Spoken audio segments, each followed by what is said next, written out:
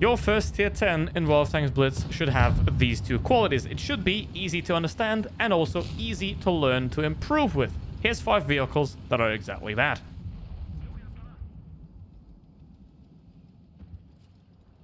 Starting at the hardest beginner tank, the STB-1, and obviously we will get easier as the video progresses, so stay tuned. Now, the STB-1 is a very peculiar vehicle because it is one of the very few vehicles where the premium ammunition doesn't really have any less alpha damage than the standard ammo, only 10 less. So you have 330 and 320 with decent penetration. So that makes it somewhat easy to understand because you don't really have to worry much about not being able to pen anything because you're going to have the same damage anyway. Now, it does have not the greatest of accuracies, but it has 11 degrees of gun depression, which means you can play pretty much any position on the map that you want. And it also does have a very good mobility, getting yourself in and out of positions as you may please, which is also very useful if you're stuck in a pretty bad situation because you can get yourself out quickly. Now, the thing where this thing falls down a little bit, obviously, is the faster a tank, the more responsibility you have, and the less armor it tends to have. The hull on this vehicle, not really any armor. The turret is great, however. You do have a cupola on top, so try to keep this vehicle moving. So once you get to this vehicle, you already want to have some very good movement in the game. So you don't just peek out, stop, wait for 5 seconds, and then retreat. That's not going to work with this vehicle. You have to keep this thing moving all the time.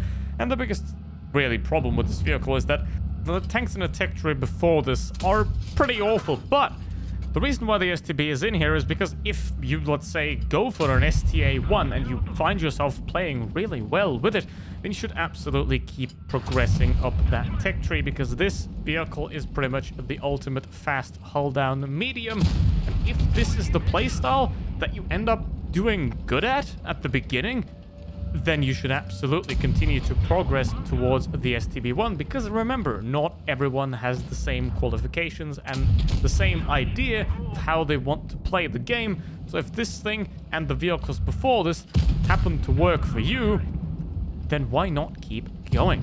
However, it isn't the easiest and it isn't going to work for most people.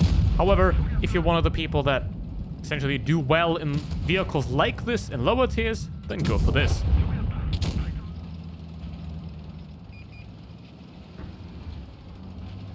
If you know this channel, you know this vehicle is going to be on a list like this. The E50M, the ultimate jack of all trades, that just has to be on this list. 3.3k DPM, 340 alpha damage, 10 more than the STB. Ooh, massive.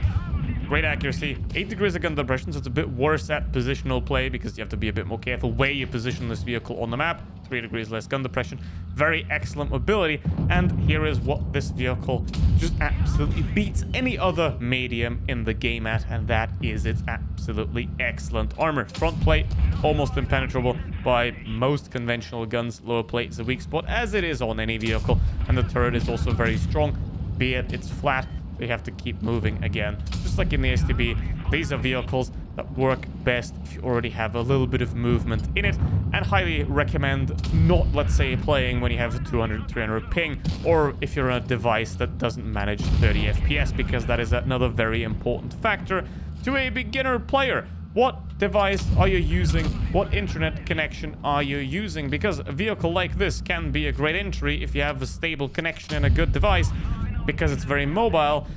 However, let's say you're playing on a phone that has 30 FPS.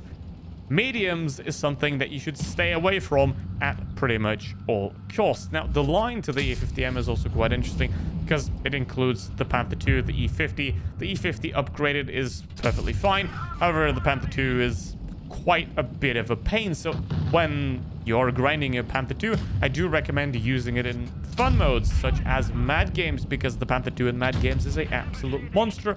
In standard battles, however, it is a bit of a pain.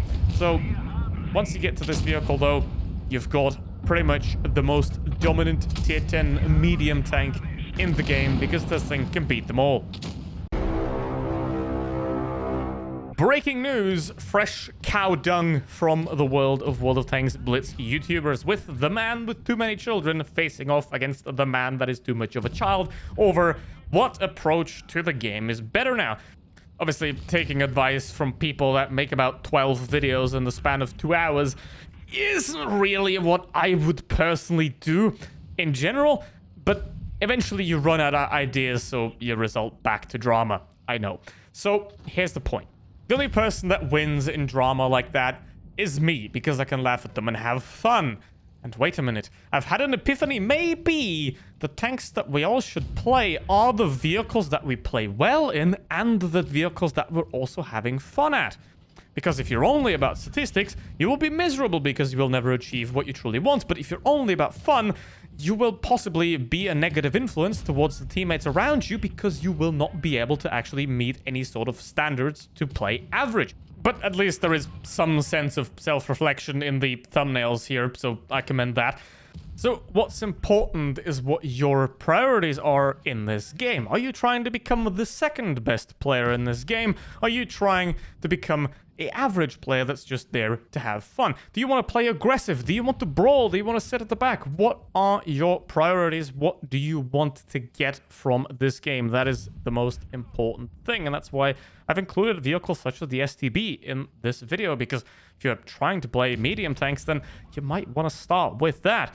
Because here's the thing, no matter what you do in this game, as long as you're having fun, as long as you're carrying your own weight, whatever anyone else says does not matter.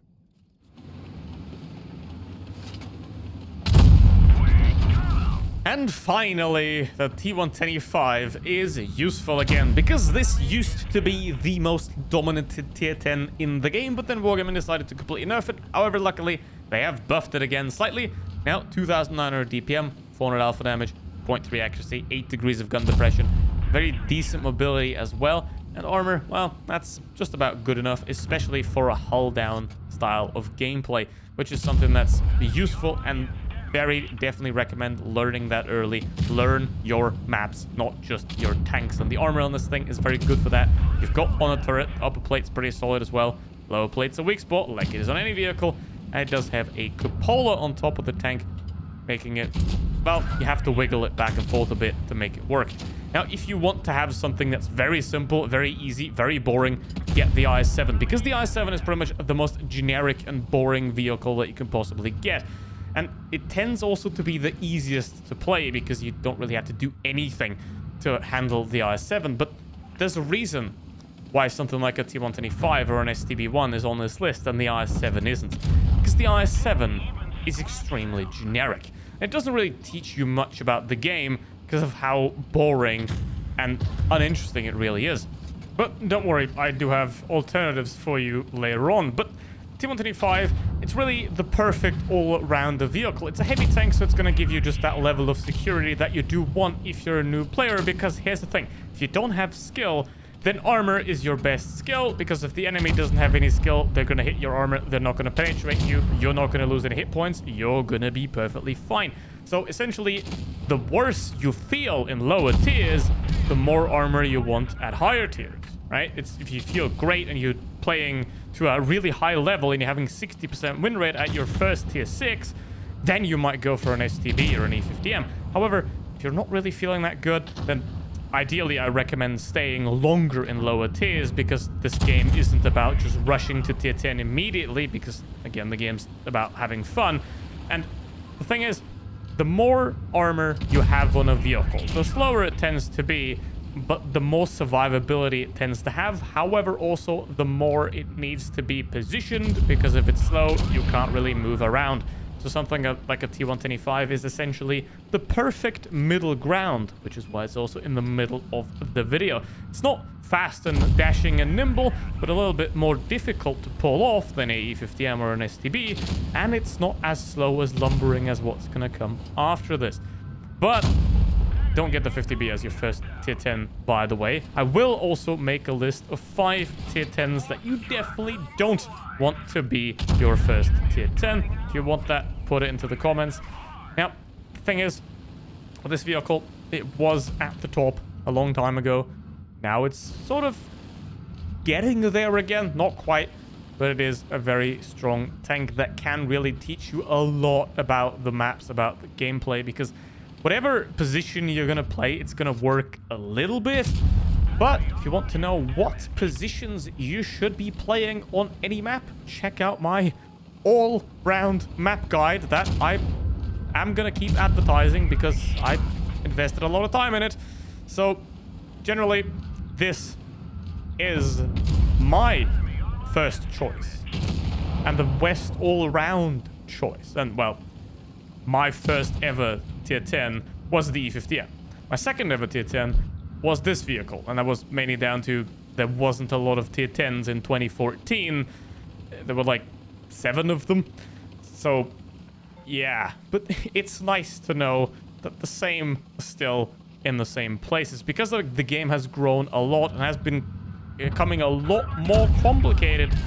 But the thing that remains true for this vehicle is that it's a bit of everything, and I do recommend starting with something like this.